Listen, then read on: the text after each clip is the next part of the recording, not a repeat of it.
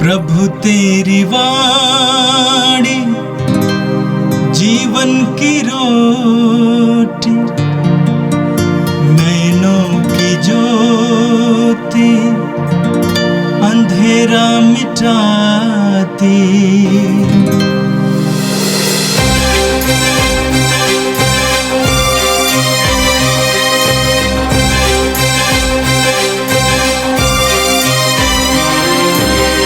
प्रभु तेरी वाणी जीवन की रोटी, नैनों की ज्योति अंधेरा मिटाती। प्रभु तेरी वाणी जीवन की रोटी, नैनों की ज्योति अंधेरा मिटाती। वाणी वाणी वाणी वाणी वाणी पवित्र है, शाश्वत है, जीवन का मन्ना है। 21 मार्च मंगलवार। पहला पाठ नबी एजेकियल का ग्रंथ, अध्याय 47, पद संख्याएँ 1 से 9 और 12।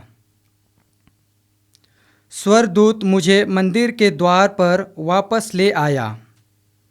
वहाँ मैंने देखा कि मंदिर की दहली के नीचे से पूर्व की जल निकल कर बाहर आ रहा है, क्योंकि मंदिर का मुख पूरब की ओर था। जलवेदी के दक्षिण में मंदिर के दक्षिण प्रवास के नीचे से बहकर आ रहा था। स्वर्गदूत मुझसे उत्तरी फाटक से बाहर घुमाकर पूरब के बाहाँ फाटक तक ले गया। वहाँ मैंने देखा कि जल दक्षिण पर्वत से टपक रहा है। उसने हाथ में नाप की डोरी लेकर पूरब की ओर जाते हुए 1000 हाथ की डोरी नापी। तब उसने मुझे जलधारा को पार करने को कहा। पानी घुटनों तक था। उसने फिर 1000 हाथ नापकर मुझसे जलधारा को पार करने को कहा। पानी कमर तक था। उसने फिर 1000 हाथ की डोरी नापी। अब मैं उस जलधारा को पार नहीं कर सकता।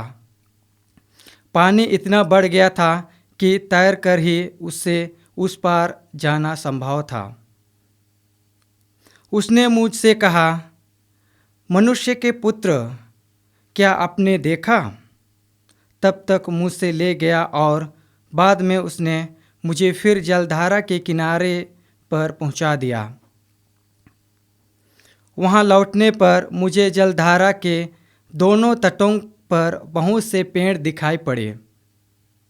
उसने मुझसे कहा, यह जल पूर्व की ओर से बहकर अराब घाटी तक पहुंचता और समुद्र में गिरता है।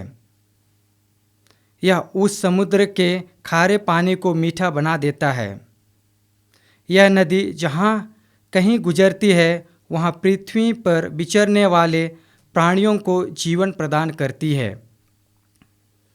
वहाँ बहुत सी मछलियाँ पाई जाएंगी, क्योंकि यह धारा समुद्र का पानी मीठा कर देती है और जहाँ कहीं भी पहुँचती है जीवन प्रदान करती है।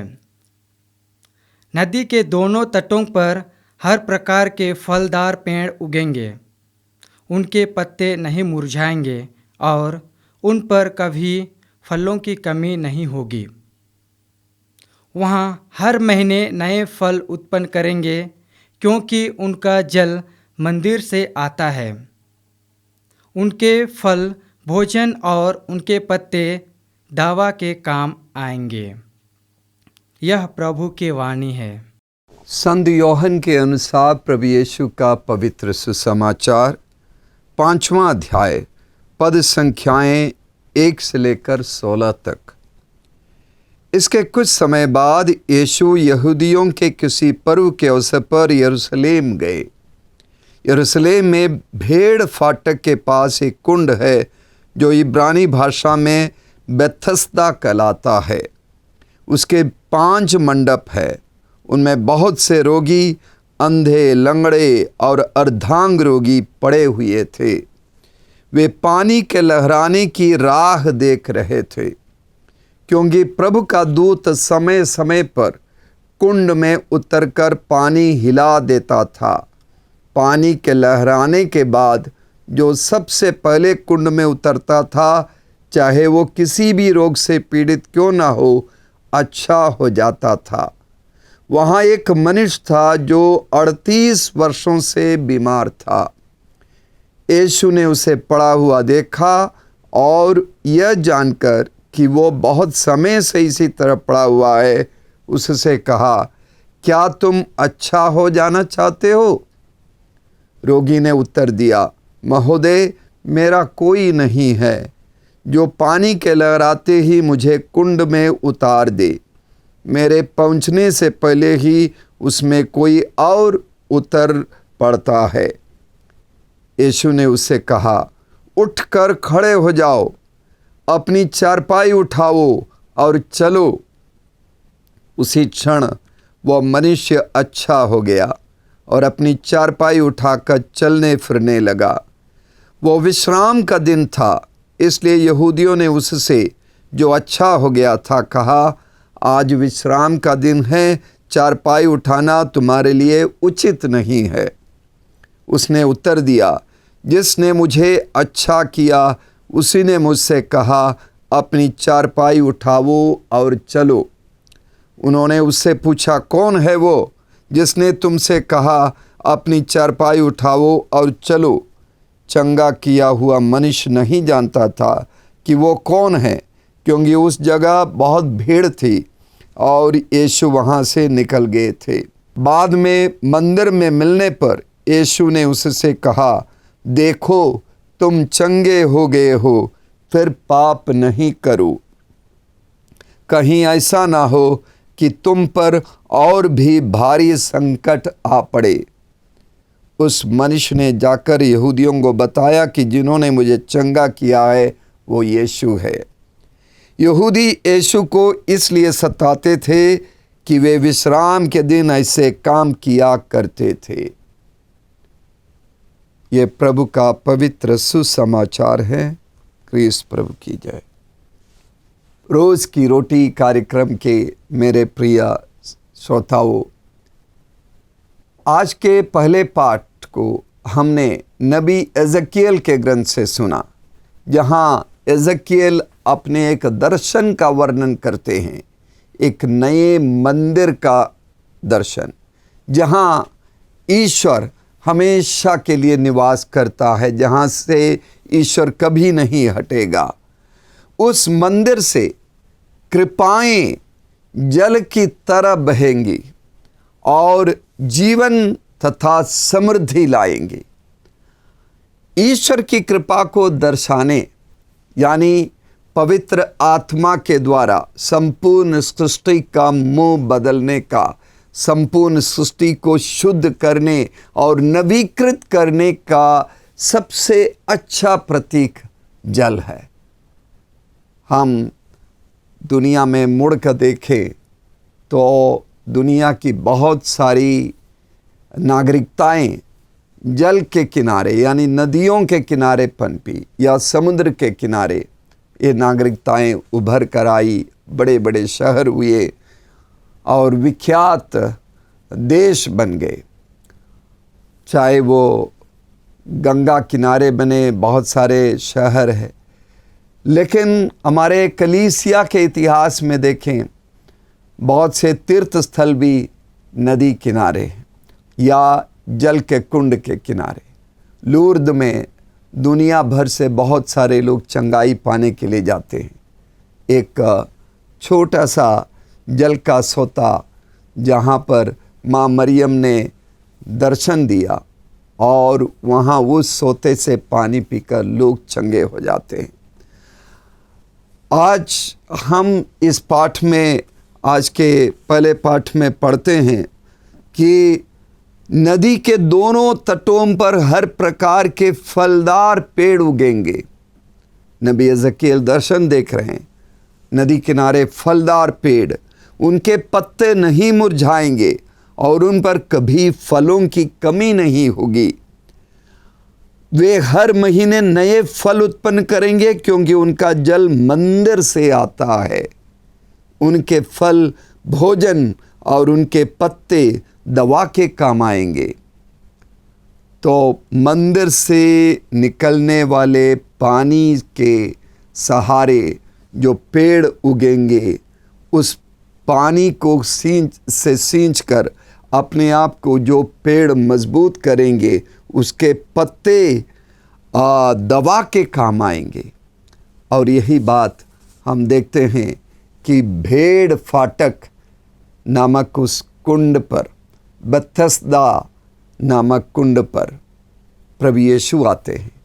वहाँ लूले, लंगड़े, अंधे, अर्धांगरोंगी, हर तरह के लोग पड़े हुए हैं। वे सब चंगाई पा रहे हैं, उठकर चले जा रहे हैं। यरूशलेम की ओर यात्रा करते हुए यीशु उस बेथस्दा कुंड पर पहुंच जाते हैं और यीशु ये देखते हैं कि वहाँ एक आदमी पड़ा हुआ है जो चंगाई नहीं प्राप्त कर रहा है। उसके पास यीशु जाता है, पता चलता है कि वो 38 वर्षों से वहाँ पड़ा हुआ है। उस आदमी की क्या बीमारी थी उसके बारे में यहाँ नहीं लिखा है, लेकिन लगता है उसके अंदर, उसके शरीर में किसी तरह की विकलांगता थी, वो अपंग था। आगे पढ़ने से हमें पता चलता है कि वो न केवल शारीरिक रूप से अपंग नहीं था, लेकिन उसकी सोच में भी विकलांगता थी। उसके सोचने के तरीके में वो अपंग था, वो जिसकी वजह से उसके जीवन में आशा खत्म हो चुकी थी, उम्मीद नहीं थी। वो व्यक्ति निराशावादी था, उसके अंदर आत्मविश्वास नहीं था, वो किसी पर भरोसा नहीं कर पा रहा था। यीशु ने उससे बस एक सवाल पूछा, क्या तुम अच्छा हो जाना चाहते हो? कोई भी व्यक्ति 38 वर्षों से बीमार कोई भी व्यक्ति यह सवाल सुनता तो तुरंत उठ के जवाब देता, जी हाँ, मैं ठीक हो जाना चाहता हूँ, आप मुझे ठीक कीजिए, कौन सा तरीका है जिससे मैं ठीक हो जाऊं। बहुत सारे सवाल पूछते और उम्मीद दिखाते, सहयोग करता। लेकिन इस आदमी के अंदर केवल और केवल निराशाएं थी। निराशाओं पर केंद्रित उसका जवाब था। 38 वर्षों की बीमारी ने उसके अंदर की सारी आशाएं खत्म कर दी और वो यीशु से एक प्रकार से करे, आप मुझे ठीक करने की मत सोचिए, आप मुझे हमदर्दी की दृष्टि से देखिए, आप मेरी हालत को देखिए, मैं कितनी बुरी स्थिति में हूँ, इसे देखिए। और वो शिकायत करता है, एक के बाद एक शिकायत। वो कहता है, महोदय, मेरा कोई नहीं है जो पानी के लहराते ही मुझे कुंड में उतार दे, मेरे पहुंचने से पहले ही उसमें कोई और उतर पड़ता है। भला महोदय, मेरा कोई नहीं है, मैं अकेला हूँ, मैं अकेलापन का शिकार हूँ और मेरी मदद करने वाला कोई नहीं है कि मुझे पानी में उतार दे, मैं किसी पर भरोसा नहीं कर पा रहा हूँ। और तीसरा, मेरे पहुंचने से पहले उससे और लोग उतर जाते हैं। तो भीड़ पर भी शिकायत और अपने अकेलापन की शिकायत, तमाम शिकायतों की एक लंबी फहरिस्त सूची वो यीशु के सामने रख देता है। और शायद 38 वर्षों में उसे बहुत सारे मौके मिले होंगे, एक दूसरे की मदद मांगने, मदद पाने के बहुत सारे अवसर आए होंगे, लेकिन उसने मांगा नहीं होगा, उसने टाल मटोल दिया, सोचा होगा अभी नहीं, बाद में हम कहेंगे। दूसरों से मदद लेने में विलंब करता था। भाइयों बहनों, हम मानव, और मानव की परिभाषा दी जाती है कि मानव एक सामूहिक या सामाजिक प्राणी है। समाज में रहते हुए, समूह में रहते हुए हमें एक दूसरे को मदद देने की ज़रूरत है, एक दूसरे से मदद लेने की ज़रूरत है। और यीशु ने इसी बात को उसे याद दिलाया। उसके अंदर के इस कमज़ोरी को यीशु ने समझा। टाल मटोलने वाली बात, विलम्ब करने वाली बात, शिकायत करने वाली बात, यीशु उसे आदेश देते हैं कि इन सारी बातों पर चुप हो जाओ। और उस आदमी की बीमारी को यीशु ने पहचान लिया कि टालने वाली बात है, कोई आशा नहीं है। इसीलिए यीशु बस कहते उठो और खड़े हो जाओ और अपना बिस्तर उठा के चलो। और यीशु का आदेश, उस प्रेम भरे आदेश को सुनकर वो उठ खड़ा हो जाता है, अपने बिस्तर उठा लेता है, चल फिरता है, आगे बढ़ जाता है। उसके 38 वर्षों की बीमारी उसी समय खत्म हो जाती है, एक नया जीवन आ जाता है यीशु के उस आदेश से। सोचने में, सोच को बदलने का आदेश यीशु देता है। मेरे प्रिय भाइयों बहनों, हमारे जीवन में किसी भी कार्य को टालने से हम निराशा के गर्त में गिर जाते हैं। जो कार्य हमें करना है उसको उसी वक्त करना है, चाहे वो हमारे भौतिक जीवन में हो, हमारे सामाजिक जीवन में, हमारे सेवा के जीवन में, हमारे पारिवारिक जीवन में, और हमारी आजीविका को लेकर हो, या चाहे हमारे आध्यात्मिक जीवन में। हमें मदद पाने की ज़रूरत है, हमें मदद लेने की ज़रूरत है, और हमें मदद देने की भी ज़रूरत है।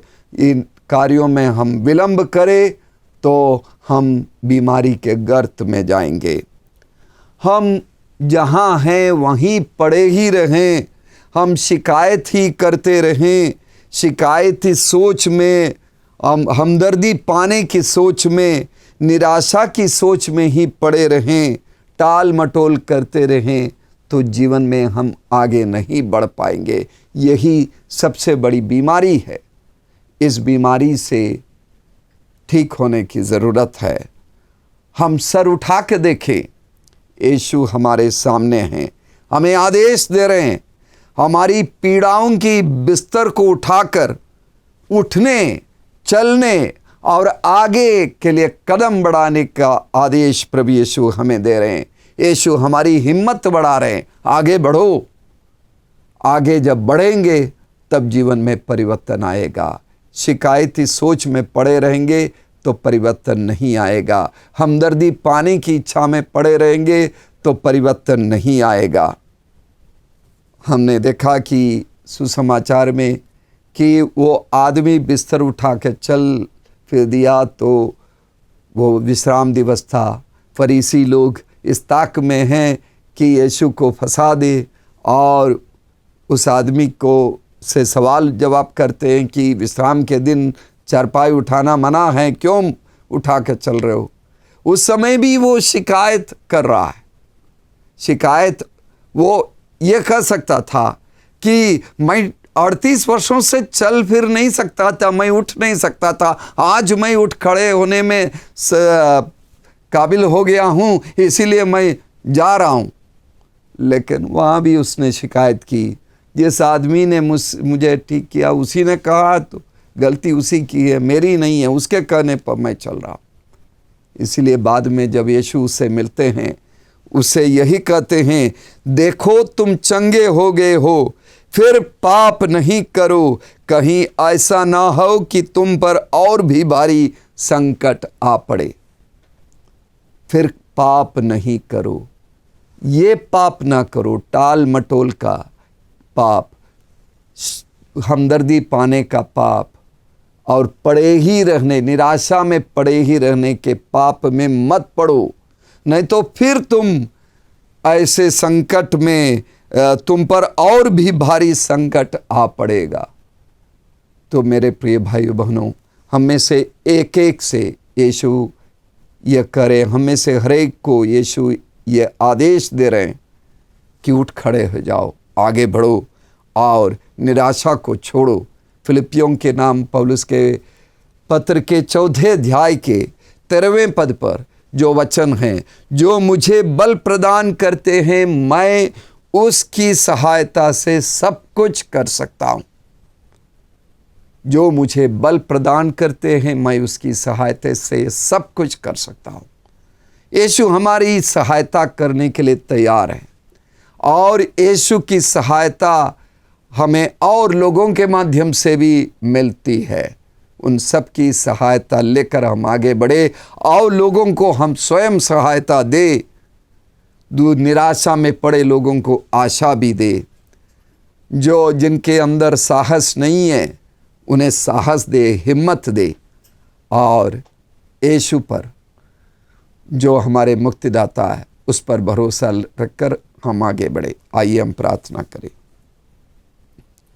सर्वशक्तिमान प्रेमी पिता ईश्वर, जीवन के जल के स्रोत, संपूर्ण सृष्टि को बदलने वाले प्रभु, हम भी खड़े हैं तेरे सम्मुख। तू ही जीवन का जल है, तू ही जीवन जल का स्रोत है। प्रभु तेरे सम्मुख हम खड़े हैं। हम तेरी कृपा से, तेरे आदेश को पाकर निरंतर जीवन की यात्रा में कदम आगे बढ़ाते रहें और अपने दोनों हाथों को अगल बगल में फैलाकर दूसरों के हाथ पकड़कर सामाजिक प्राणी का कर्तव्य निभाते हुए आगे बढ़ते रहें, दूसरों के साथ आगे बढ़ते रहें और जीवन की अच्छाइयों का अनुभव निरंतर करते रहें, स्वास्थ्य का अनुभव करते रहें, शारीरिक, मानसिक और आध्यात्मिक स्वास्थ्य और खुशी और समृद्धि, आनंद और शांति के साथ हम जीवन की यात्रा को आगे बढ़ा सके, ये प्रार्थना करते हैं क्रिस्त हमारे प्रभु के द्वारा। आमीन। प्रभु तेरी वाणी जीवन की रोटी, नैनों की ज्योति अंधेरा मिटाती। वाणी वाणी वाणी वाणी वाणी पवित्र है, शाश्वत है जीवन का मन।